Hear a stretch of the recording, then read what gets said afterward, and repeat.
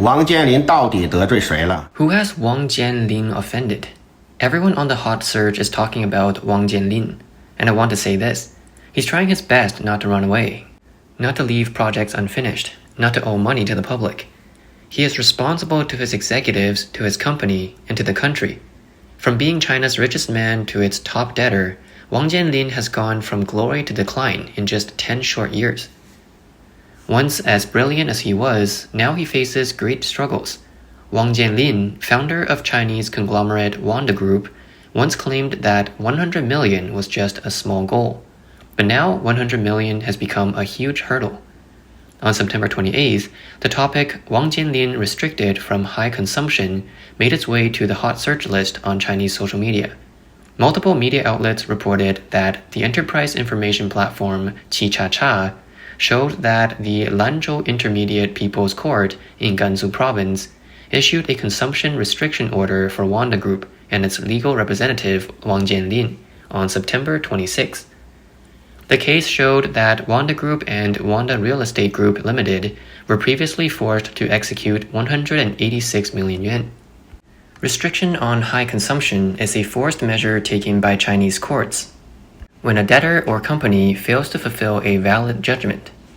Those under high consumption restrictions are not allowed to take flights, first class or business class seats on high-speed trains, stay at star-rated hotels, visit nightclubs or golf courses, or purchase real estate or high-priced insurance and financial products. Simply put, it restricts non-essential high spending to urge the debtor to fulfill their obligations.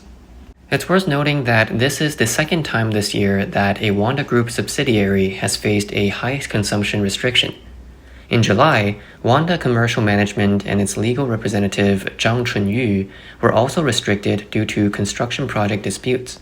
However, the controversy over Wang Jianlin's high consumption restriction lasted only one day.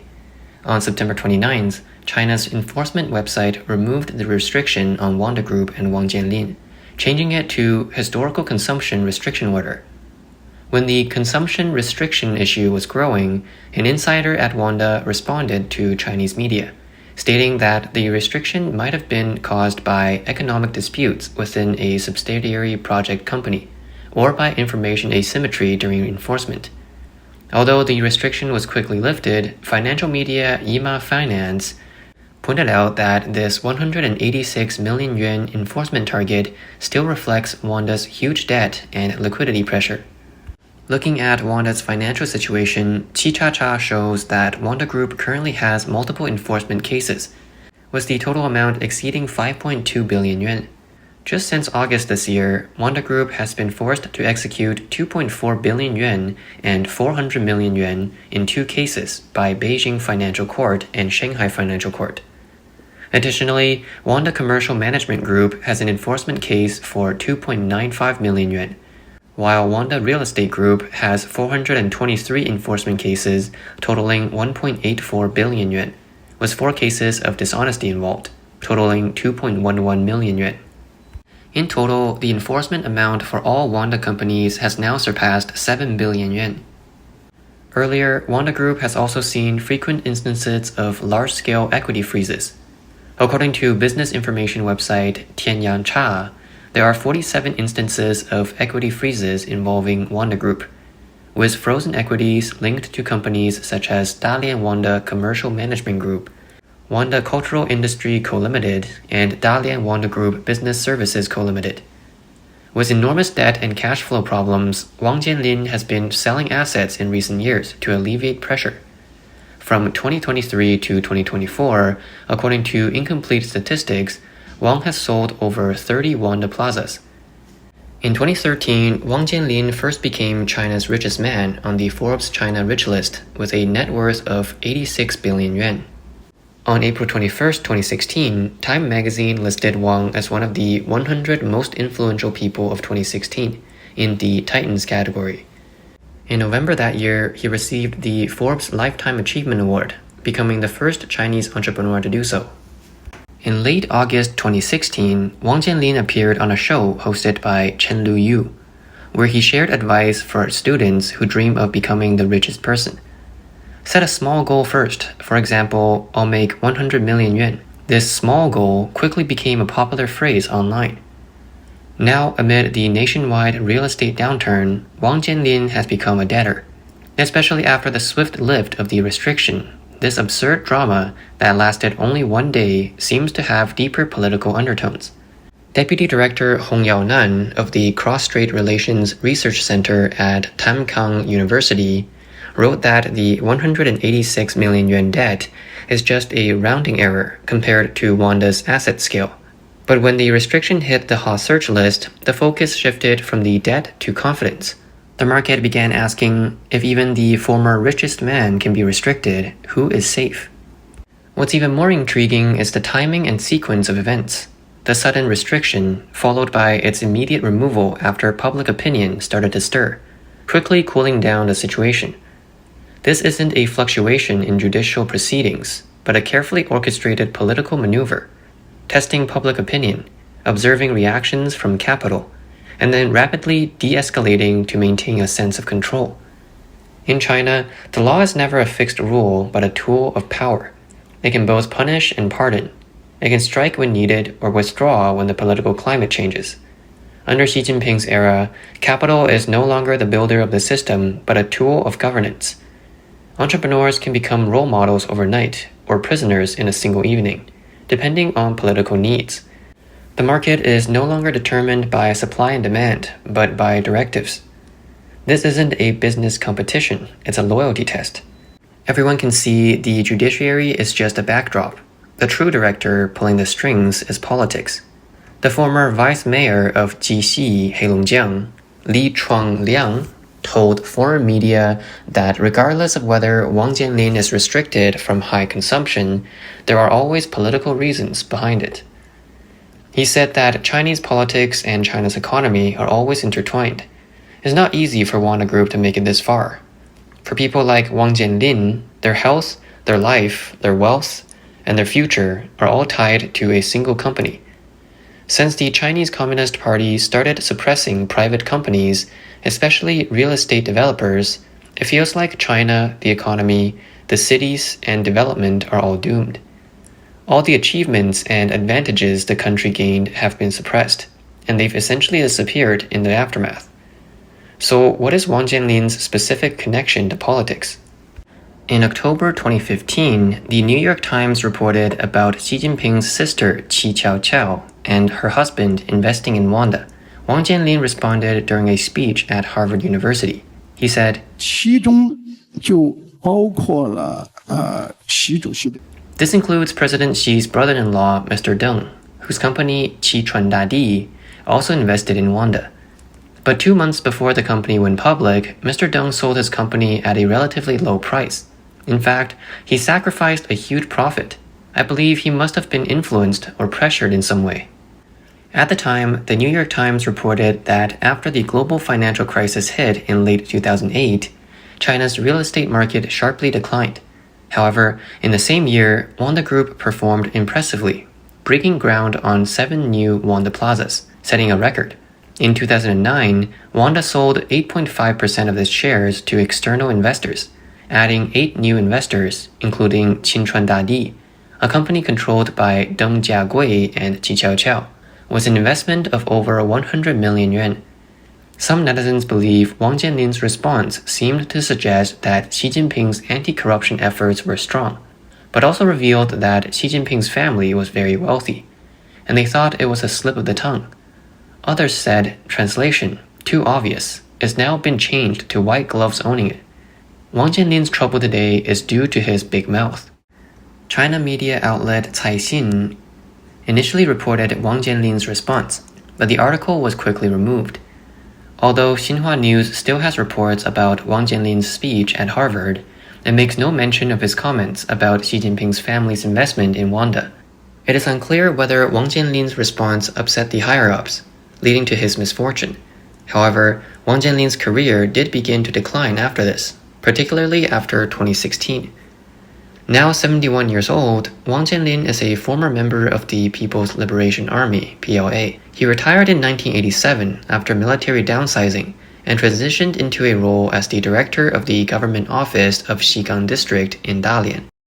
The following year, he successfully resolved the debt issues of a residential development company in Xigang by partnering with investors and took control of the company as general manager. In 1988, Wang Jianlin founded Wanda Group, which later became known as the world's largest commercial real estate company. Dalian Wanda was established in September 1992 with a registered capital of 1 billion yuan. It operated in commercial real estate investment and operations, hotel construction and operations, chain department stores, cinema lines, and cultural industry investment and operations. It also engaged in import-export, technology import-export, and general domestic trade. By the 2010s, Wanda expanded into the film industry and ventured into international markets, including the US. At its peak, Wanda owned more than 500 commercial plazas, covering first and second tier cities across China. For many young people in small towns, the most fashionable weekend activity was spending time at Wanda Plaza. Back then, Wanda wasn't just synonymous with commercial real estate. It was a standard feature of urban modernization. Finance blogger Xiao Cui analyzed that the reason Wang Jianlin's business empire started to decline could be linked to a mysterious ban issued by the national banking sector in 2016. At that time, regulatory authorities suddenly began scrutinizing Wanda's financing, causing banks to collectively withdraw loans. This forced Wang Jianlin to resort to risky, aggressive financing methods, including the use of betting agreements. Loan withdrawal refers to a situation where a bank, having lent money to a company, decides to recall the loan before the agreed repayment date, if it believes the company is facing operational problems.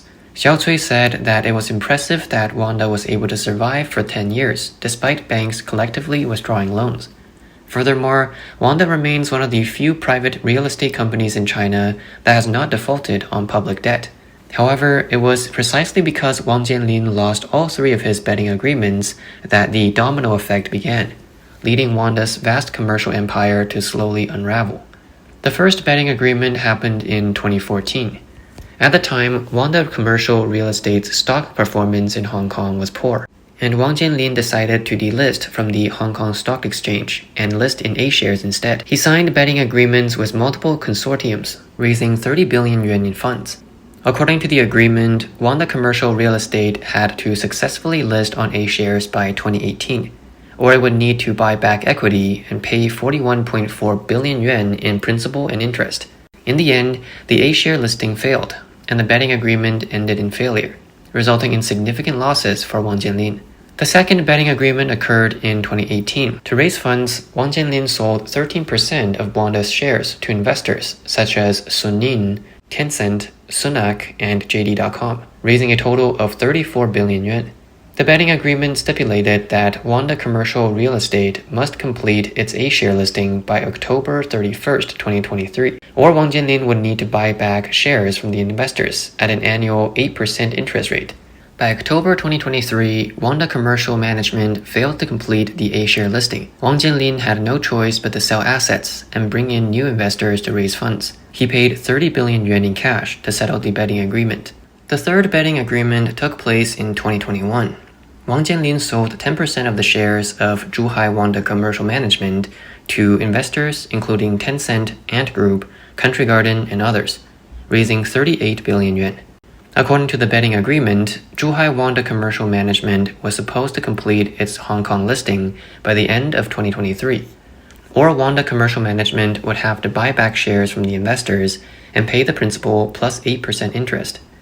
Once again, the betting agreement ended in failure. To settle the agreement, Wang Jianlin was forced to sell more shares in Zhuhai Wanda Commercial Management and planned to bring in new investors like Taiping Investment Group, CITIC Capital, and Zhongdong Capital to provide a financial lifeline. Throughout these three betting incidents, Wang Jianlin sold a large number of assets, including cultural tourism projects, hotels, and Wanda Plazas. Data shows that from 2017 to 2025, Wanda has sold more than 80 Wanda Plazas. In just the first half of this year, they sold 7, nearly a fifth of their total assets. Wang Jianlin also sold assets like the luxury yacht manufacturer Sunseeker International in the UK. But even so, Wanda Group still carries massive debt. When talking about Wang Jianlin, it's impossible not to mention his son, Wang Sikong. Not only has Wang Jianlin fallen into financial trouble, but Wang Sikong is also facing personal debt issues. On September 29th, a Shanghai real estate agency posted that Wang Sikong's luxury apartment, located in the Caida Maoming mansion in Shanghai, was sold for 61.5 million yuan. This means Wang Sikong finally sold the property. However, this price was much lower than the expected selling price. The apartment, located in downtown Shanghai, was lavishly decorated. Wang Sikong purchased it in 2015 for 63 million yuan, then spent another 20 million yuan on renovations. Selling the property for 61.5 million yuan, he lost about 20 million yuan. The initial listing price was around 100 million yuan, but no one bought it. A financial influencer called it a blood loss and reflected the severe downturn in the real estate market, as well as Wang Sikong's urgency to cash out and relieve his financial strain. In addition, Wang Sikong's company, Panda Mutual Entertainment, has recently faced a contract dispute with the Shanghai Railway Transportation Court, enforcing a payment of 12.1 million yuan. Although Panda went bankrupt in 2019, the debt issues have led to Wang Sikong being restricted from high consumption by the court 6 years ago. The latest enforcement case shows that his debt problems are still ongoing.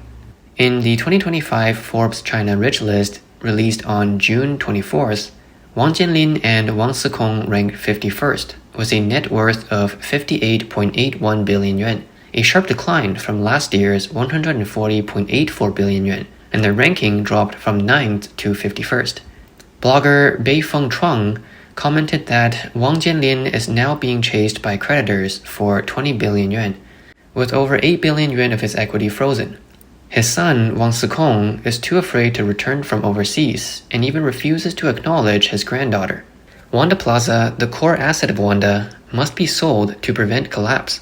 Wang Jianlin has slowly gone from being a landlord to a worker. Compared to figures like Evergrande's Xu Jiayin and Soho's Pan Shiyi, Wang Jianlin's approach has been more conventional. He hasn't engaged in malicious asset transfers or lying flat behaviors. He chose to stay in China to deal with his debts, taking on more responsibility and not running away like others. Although he has lost most of his wealth, he may have saved his company from bankruptcy. He also minimized the social burden, leaving no mess for society to clean up, showing his integrity. US-based political commentator Xing Tianxin said that within the Chinese Communist Party system, during this process of survival of the fittest, these entrepreneurs danced alongside the CCP. In the end, they became victims of the CCP policies, or political systems. The CCP constantly creates wealth through policies and then uses those same policies to discard one group after another.